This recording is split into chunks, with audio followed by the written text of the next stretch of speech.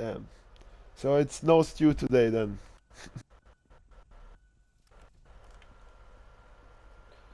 Well, unless it's a midnight stew. Nah, there is finishing in an hour. I might gonna order some shit. And I'll make it. This is tomorrow. I'm still here. Oh no, we are open on Tuesdays. Oh, So those are the days when they run without me. oh my god. And that's the day when that's when we close down for 2 days. So I have to do all my prep. So it's kind of good and bad for me. I don't like people doing my stuff because I like to be independent. Because again, it comes from experiences that if I depend on people, things not gonna be done or not gonna be done to my expectations. So for me, being Or you're independent, gonna be replaceable. no, I learned that I'm replaceable. I know. You all are. But So isn't that one of the reasons, one of those secret deep intentions, that's why we are trying to, even though we are replaceable and doesn't make much sense to be the best in the work, because we are trying to be irreplaceable? can be, and certainly Hmm. for me it used to be, at some point. So yeah, it certainly can be. The feeling of being needed is very addictive. But many things can be, it's endless possibilities out there. So And probably some some level they, like many of them,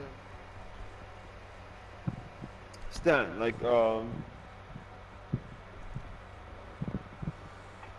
you see, like if you are trying to be the best at work, is it because you want to be so good at your job, or you I don't know, want the others to rely on you, or you want to be replaceable so they won't fire you?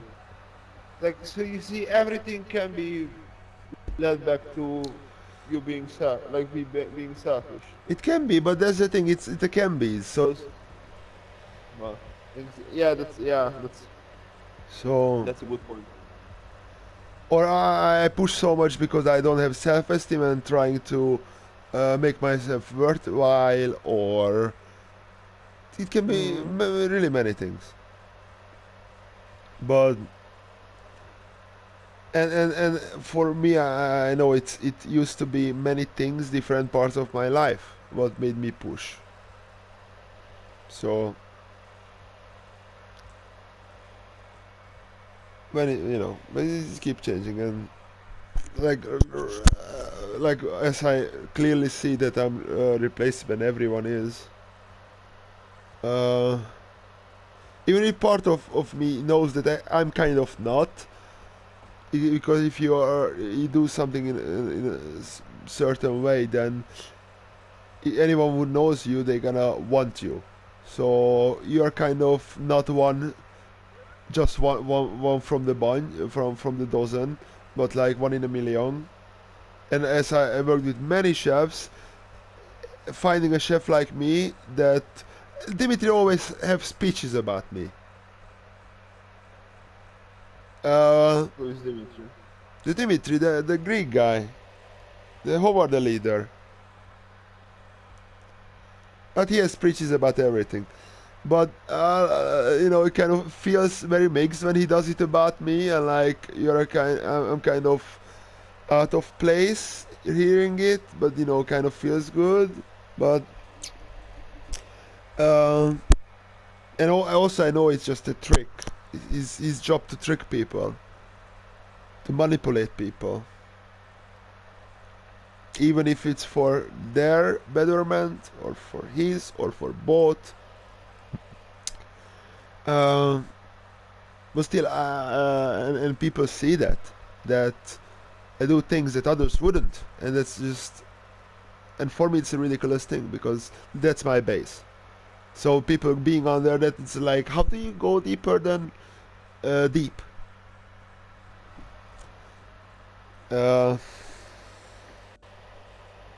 But I gave up on that chasing this ego game, this megalomaniac thing that building my ego, my pride, all that stuff. What the chef potato used to.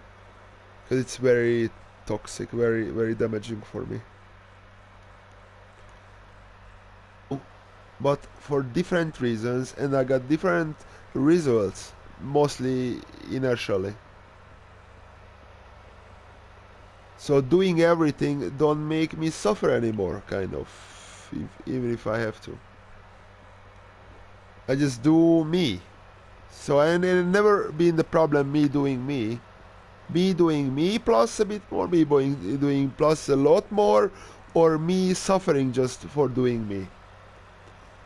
Because I created two images, one that was me and that was that is underneath that what I should do, and that was so less than what I'm doing. So to the contrast I was being robbed constantly.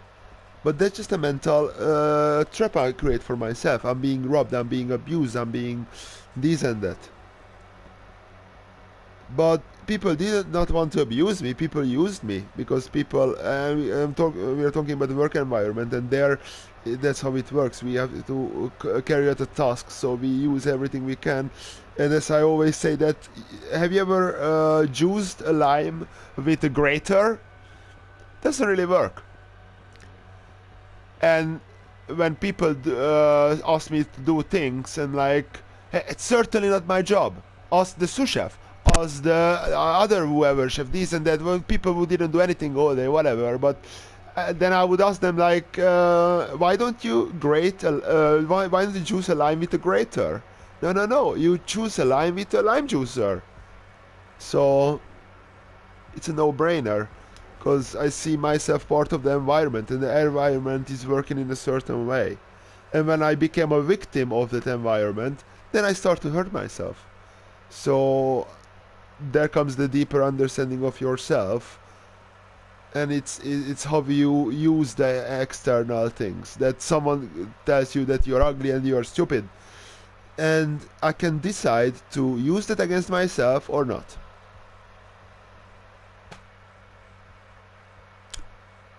That's So nice that you came to that point. it certainly is not an easy path to see things. I mean, like, and with the spiritual stuff that people say that you have to go through hell to get into this. You have to go through such inner turmoil, turmoil of the soul. To like there comes with Nera's dark night of the soul journey before she comes to an understanding, and before she can heal herself, and before she can be herself. So it's not an easy journey, but we all get there, I guess, or we don't. I don't know.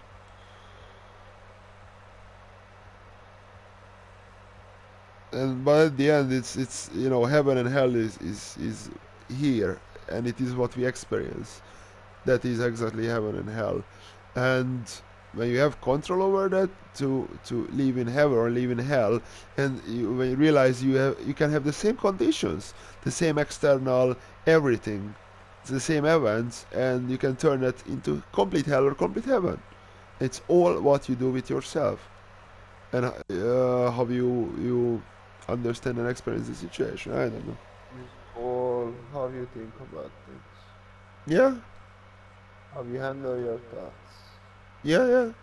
And certainly that's and it's this whole troubles with the thoughts and shit, and the bad thoughts, and like and there comes my. That's why the last 2 weeks I was obsessed with the writing about the devil, because I call this inner monologue, this little whispering, the devil, the darkness, whatever it is, the luciferic aspect of your consciousness, and Yeah, yeah, by yeah. just pretty words. That explains a lot. I mean, like, that's how you want to see. You don't want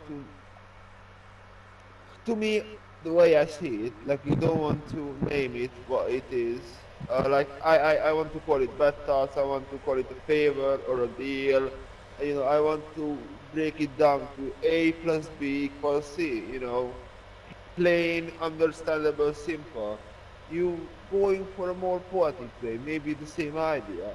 Sometimes I would say, but you don't call it bad thoughts. You call it the devil.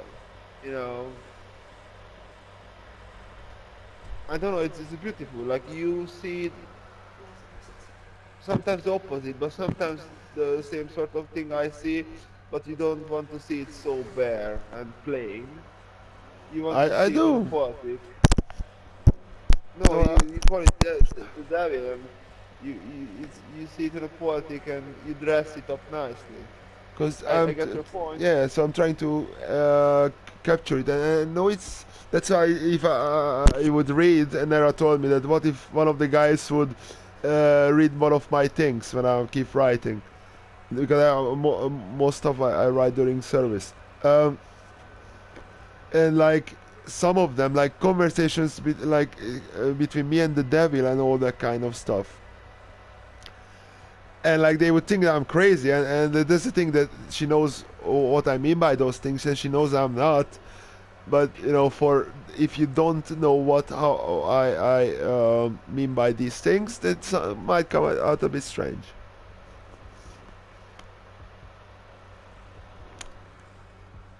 Uh, but that's all.